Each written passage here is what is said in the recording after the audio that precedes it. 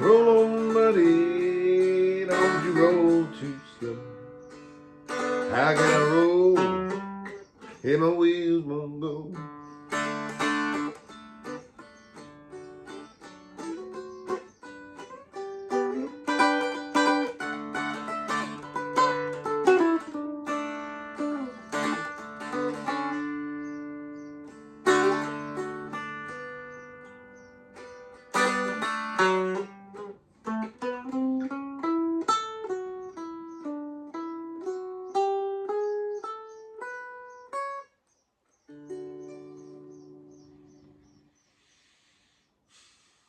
It's a neat old tune. I don't quite have it worked out. That's I've got some Doc Watson thing rambling around in my head. I didn't even mean to play that this morning. I don't know how I even plucked that out of the brain. But I meant to play I Am a Pilgrim. And then I realized, well, you're not playing I Am a Pilgrim. And I thought, well, if I'm going to play this, I need to listen to it. But I had a student yesterday, and you know who you are. He was asking, before I perform something, do I make sure I know it inside and out? And I said, when I first start my relationship with a tune, I don't know it inside and out. Usually I just know some of the big obvious features of it, and the rest of it I have to fake. And it's not always pretty. I mean, if you know this tune,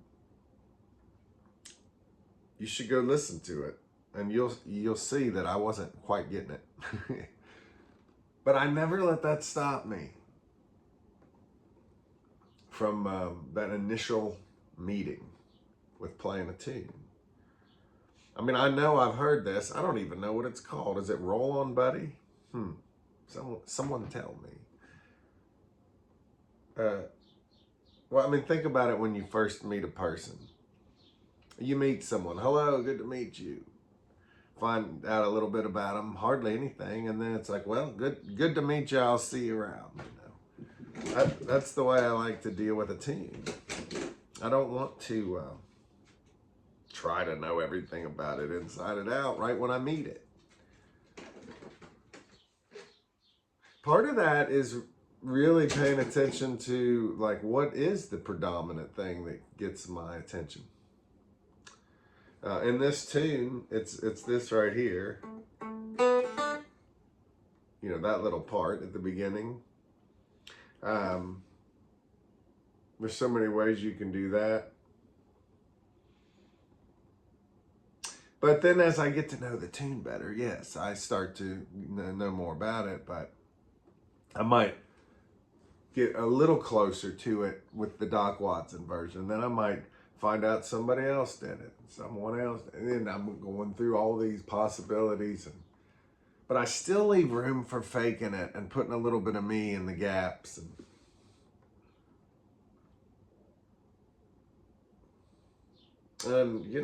some tunes I study more than others. But I think you'll find when you get to know a genre well, you can kind of fake your way through a lot of it. And it's not fake.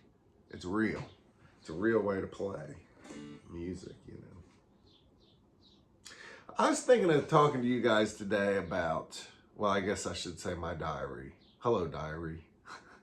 Dulcimer diary. I was thinking of making an entry today about the way I function in jams, because it's quite different than what you'll see me do on stage most of the time. If I'm in a jam, I mostly play melody with a drone. And I don't just do it one way. The dog's coming in and out. Hey, Brecken, you should lay down a little bit. You want to come and say hi to everyone? Come here. Hello. Is he in there? I think he is. There he is. That's the dog. I do things different ways. But predominantly if I'm in a Dulcimer jam, or any jam, but really a Dulcimer jam, I've really developed this kind of other personality in the jam, so I want to show you what I do there. If the tune's in D, which, you know, often they'll just play a bunch of tunes in D, I'm in DAD doing what you might expect and what you're probably used to. I don't do a lot of chords though. Let me give you just a few examples, like Over the Waterfall.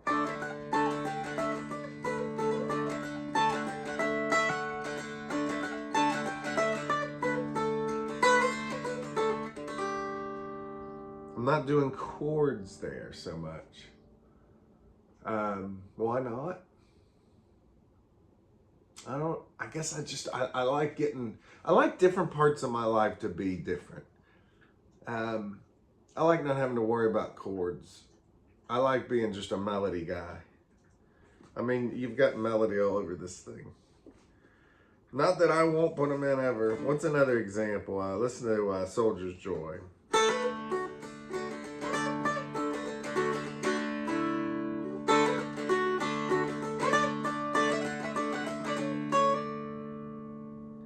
You know, no chords needed there. How about the B part?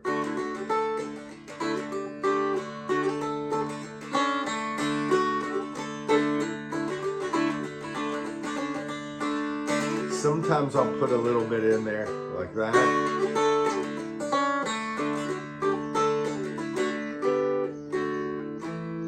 Might do a little bit, but I really do tend to just, you know, play the melody. And if I play the melody, I'll play it everywhere. So, or on the bass.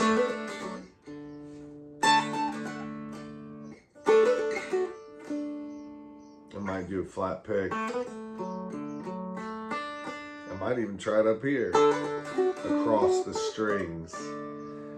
So there's that. Key of D, right? And what pops up as far as extra notes needed? Usually in a normal jam, you might need the 6 or 6.5 fret. If I happen to need a 1.5 so that I can get a C on the middle, I've got that on the bass at 6. Someone was asking me why don't I use a 1.5, and I talk about this all the time, but it's just mostly because most of my students don't have it. And I don't think there's anything wrong with it. When my mom asked me when she started playing Dulcimer, she said, I kind of want a 1.5. And I said, well, why do you want it? She said, I like it. And I said, well, I'll get you one. It's not that big a deal to have it or not have it. Yeah, I'm just, sometimes I get bothered by people who, they're always telling you what they don't like. You know, I could do that with these videos. I could just spend all my time telling you about, you know, people I don't like, styles I don't like, dulcimers I don't like, techniques I don't like. I don't know that it really helps you much unless you're just looking to gather curmudgeons into your camp. And I know it's easy to be a curmudgeon. I fight that stuff too. It's hard to not get pulled down into the mud, you know. And I'm not saying there isn't a place for paying attention to things that you don't like. Sometimes you need to, but generally I want to be defined by the things I do like, the things I love doing, you know. I don't have time to tell you what I don't like about the dulcimer because I'm too busy doing the things I do like. Define me by that, you know. Anyway, how about key of G? You know, everybody will announce, we're going to the key of G. Well, I could just capo at 3, and I certainly will do that from time to time. But I'm more often going to go to the D, G, D tuning. You just lower the middle string right about there. So now I just got to get it in tune.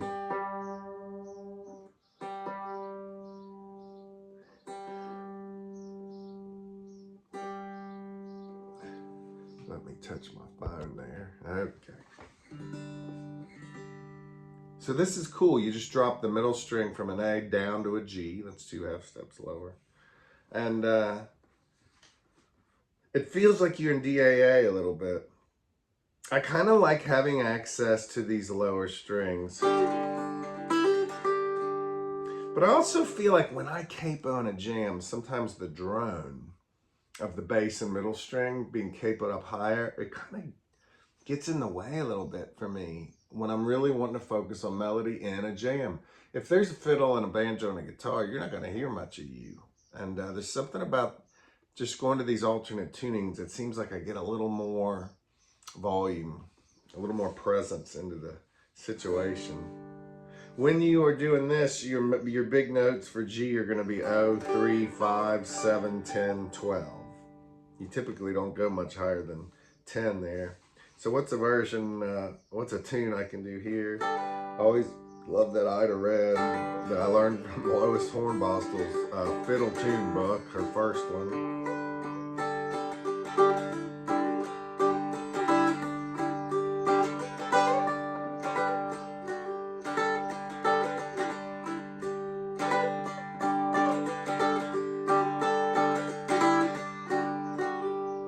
I like that I can approach this bottom note. And it's got a certain cool sound to it. I think if I was capoed DAD at 3, I miss out on some of that stuff.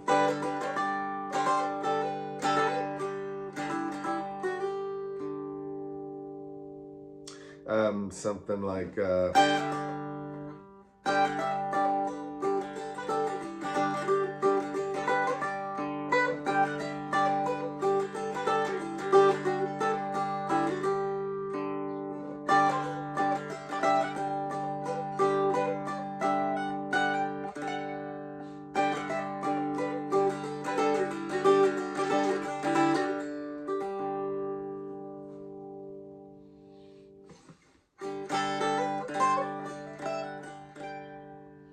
I like this, I think Barlow knife.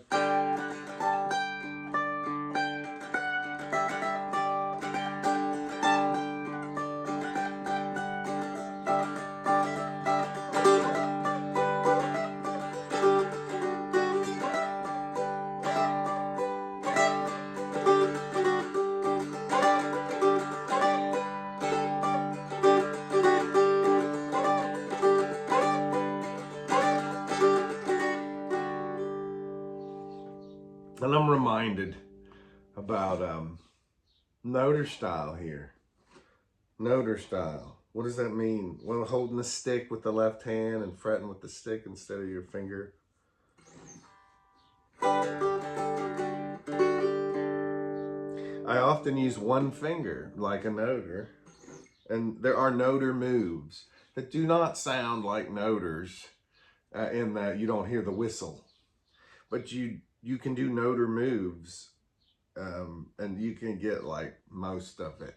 You just not getting the whistle, you know, of pushing that stick down. It's not a slide. It's like you use it instead of a finger almost. But listen to these noter moves.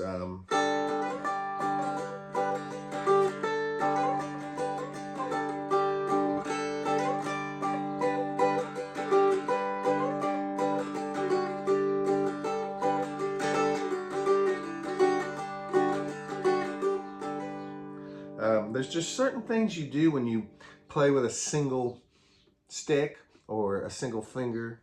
And I feel like I just get to do more of that with some of these open tunings where no capo is needed. Now, what happens when they go to the key of A? Well, I think I'm a little different.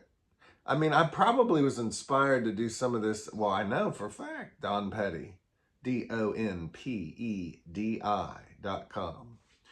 Don plays a whole lot in these open tunings. And so I know DA, D, DAA, DGD.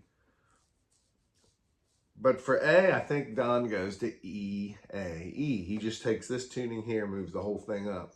I don't know about all the time. I've just seen him do it quite a bit. And he has an 8.5. He prefers to have an 8.5 fret, but not a 1.5. Well, that kind of gives you an important note you need for playing an A G natural. if you're an EAE and you have an 8.5 fret. Well, I don't have an 8.5 fret. But this tuning here I really like. So let me see if I can get to there. I take this middle string back to an A. Well, I just tuned the wrong one. This is for playing in A tunes. You know, so many D tunes seem to just be D major. Some of them have the 6th fret in there or something, you know, mixolydian. G tunes pretty often are just in G. I know there's exceptions. A tunes sometimes modal. It's where you might have a major or a minor third in there, and you very often have a flat 7th degree, which is a G note.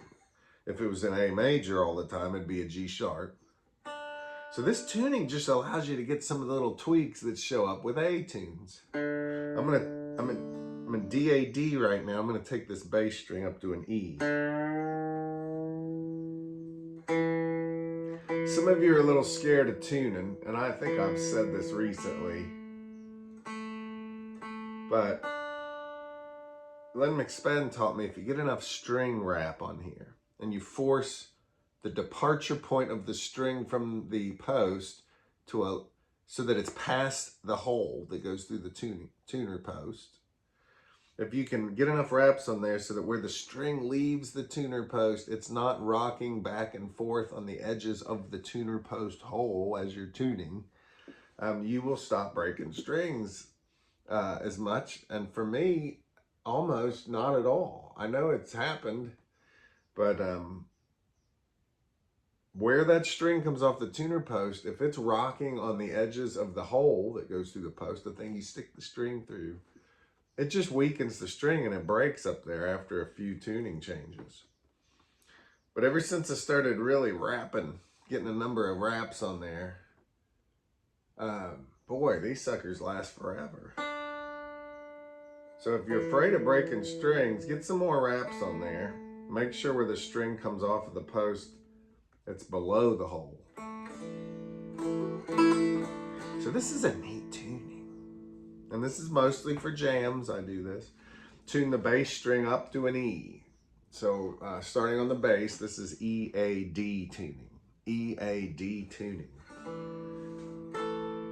And the main notes for the A chord are going to be 1, 4, 6.5, 8, 11. Those are the big notes. Now sometimes instead of 1, 4, 6.5, you can do 1, 4, 6.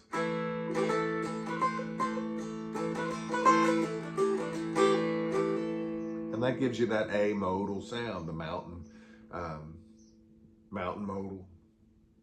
The A fiddle tunes are pretty cool because it seems like they're a little more bluesy. I can do an A major scale. It just turns out a lot of the A tunes don't need it. But the way you would do it, you don't have the G sharp you need on the melody string. You have a G. That's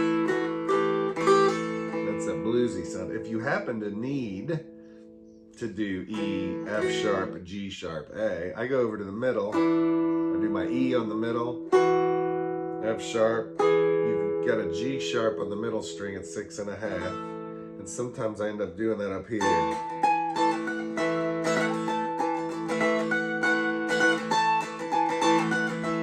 So right there, I'm hitting an 11 on the melody string and a 6 and a 13.5 on the middle.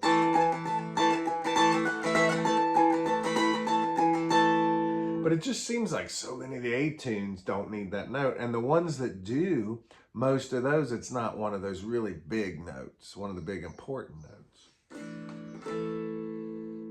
So some tunes that might go in here would be like, is this Cold Frosty Morning?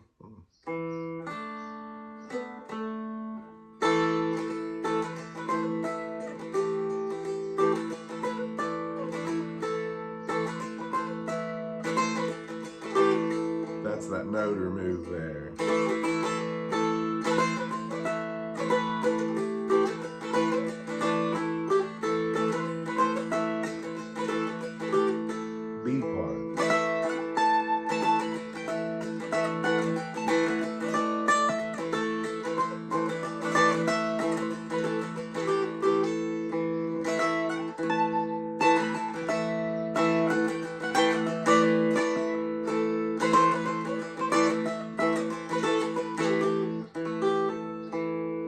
fiddlers will do Shady Grove in A.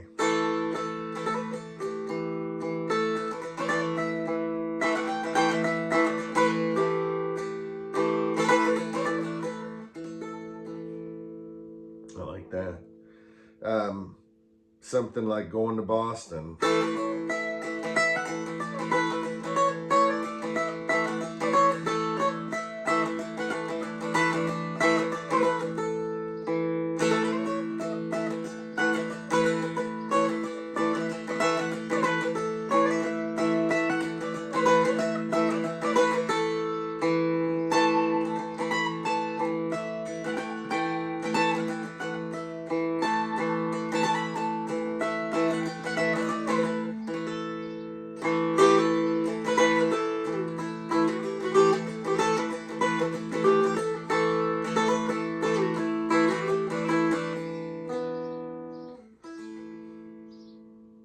Sometimes I'll dip over to that middle string down here.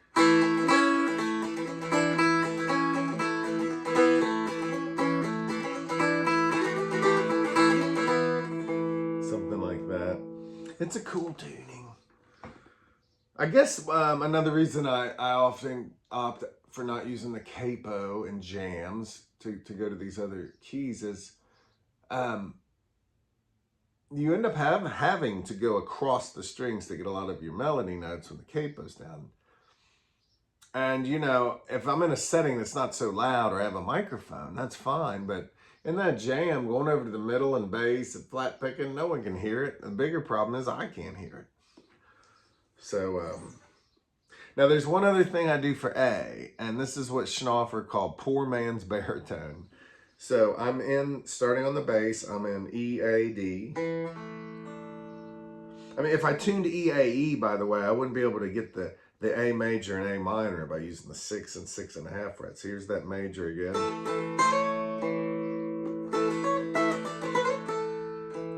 And then I can go to minor with the 6.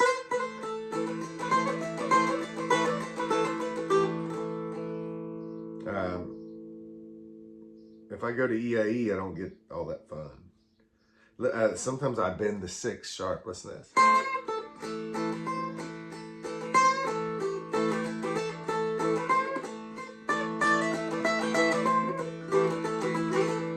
I gotta work that tune up. Greasy string.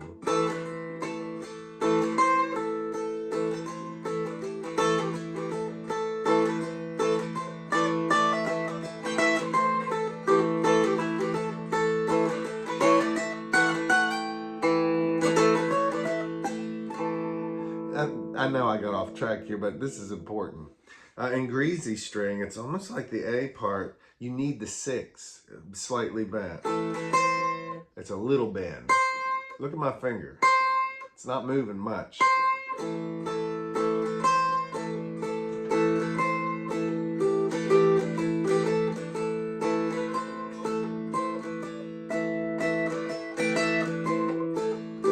gotta get the fingering better for that.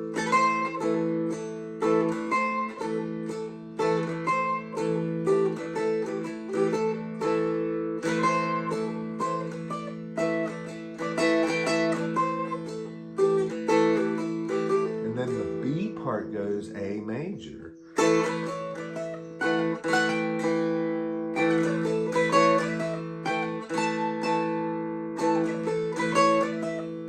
And then back to minor. And then back to major. And someone might say, well, that's not an old tune. I don't know if it is or not. I gotta do some homework on it. Back to minor. You don't end up having to do that in the key of D and the key of G in a typical old time jam. So I don't know anyone that plays in this tuning, but somebody must. It's so useful. The biggest downside is every once in a while you need a G sharp that's over on the middle string. Big deal.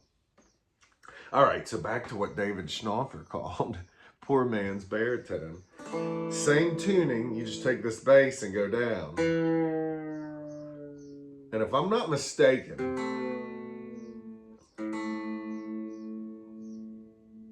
think I started doing this and he thought it was cool. Could be the other way around. But I think I started doing it because we would do a thing where I would play a baritone tuned A, E, A, real low, you know. And then he would play a regular D-A-D dulcimer capoed at 4. So we're both in the key of A, but he's up high and I'm down low. And we were at a jam one night at someone's house here in Nashville, and I seem to remember I didn't have my baritone, but we still wanted to do that thing.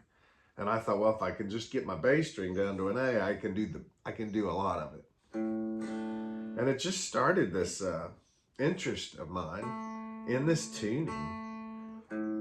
Now, when you go down that low on the bass string for A, it's a little too loose if you have a 24, 23, 22, something like that. But I've got a 26 on there. Your scale length will affect how this works. But the string becomes a little floppy with a lot of lower gauges. It's even a little floppy for me, but I can get away with it with this 26 on a 25.8 scale length dulcimer. Now, I might do this in a jam, but not as often. But I do want to bring it up because every once in a while I do, and I particularly like to do it when I'm solo. When I get on stage sometimes, I want to pull out all the punches, and this thing's got a big sound to it.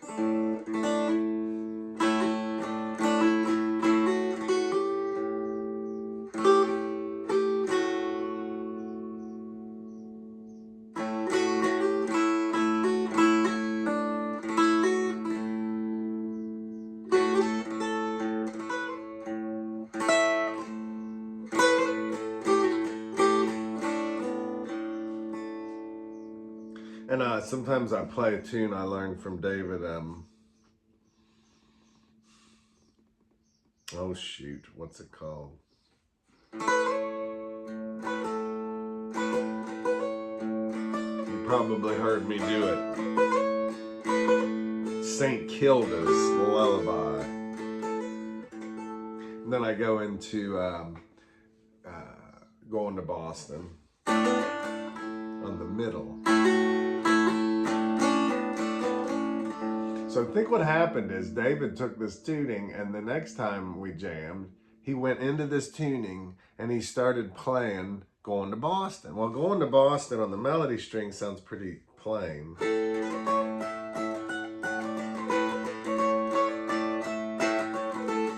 love how he called it poor man's baritone. And I did this earlier in the EAD tuning. But he put it down across the string. So the first note's an open middle, 2 on the middle, 1 on the melody, 2 on the melody, open melody, 1 on the middle, 1 on the middle, 2 middle, open melody, and then 1 on the melody, 2 on the middle, O on the middle, something like that, but with a full strum. And he started putting these things in it that made it sound Scottish or Irish or, you know.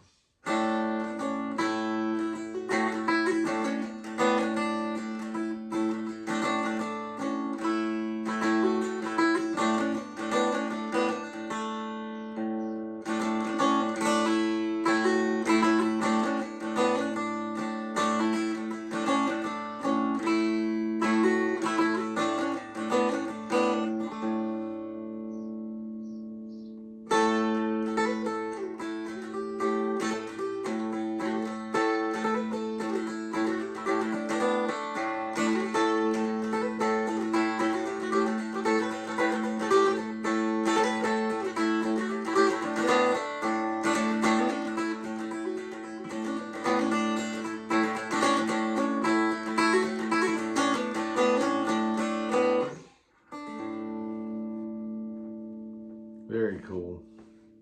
If I'm solo, I put some chords in with some of these things. But I just wanted to talk to you guys about me at the jam, you know. I know some people that get to be the same thing all the time on their dulcimer, and they get pretty good at it. get bored after about 6 weeks. And so I will obsess over something. And I've said this before, like once every 18 months, I get it all into noter style. And so someone recently online said, that it's kind of like I only play with a noter when I'm trying to prove that I can, but typically I don't. But I think to myself, you're kind of right about that. You're kind of right about that. But I take a lot of tricks from noter when I've been obsessed about it. I get obsessed about things. You ought to see my tea collection and coffee collection in here. So me getting really focused on some of the best noter players, that's been something that I do once every year or so, going back to 90, 89 even, and I guess I feel like I've gone deep on it. And, I've been doing Dulcimer full time since 1996. That's not when I started playing, but I went full time in 96, and wow, it's 2024. So yes, I probably, a minority of the time I play, I'm on a noter, but I argue I maybe play a lot more noter than most people ever have in the history of the universe. Maybe not. I mean, I need to get an attorney and a mathematician to figure this out. But I take those noter tricks that I've learned and I put them into the finger. And somebody said, well, and you've heard me because this has always kind of driven me crazy. Well, it's not noter style if you're not using a noter, True. But if your callus is hard enough because you play a lot, I don't know. I think you get all the benefits of noter playing without the cool whistle. I'll give you that. Anyway, I go crazy if I just did it the same way all the time. So I like to segment my different Dulcimer personalities. I don't think I have a split personality or anything, but what I do on stage, what I do in the jam, what I do at home, what I do when I hang out with a noter player, what I do when I sit down with Don Petty, what I do when I sit down with Lloyd Wright, what I do if Ken Bloom asks me to do something. These are very different things. I like that. And someone's always saying, and it's okay, someone's saying, you don't need to play Dulcimer like a guitar. If you're going to do that, just get a guitar. And I get it. I know why you're saying that, but I like the Dulcimer. I like to play it how I want. I like to do it the way I want. I don't want anyone telling me how to enjoy the Dulcimer. That makes me crazy. I like the Dulcimer. It's sometimes you just gotta play the darn thing, not talk so much. Ooh, I should take that advice. So I hope you guys are having a good one. And on that note, I'll see you around. Bye-bye.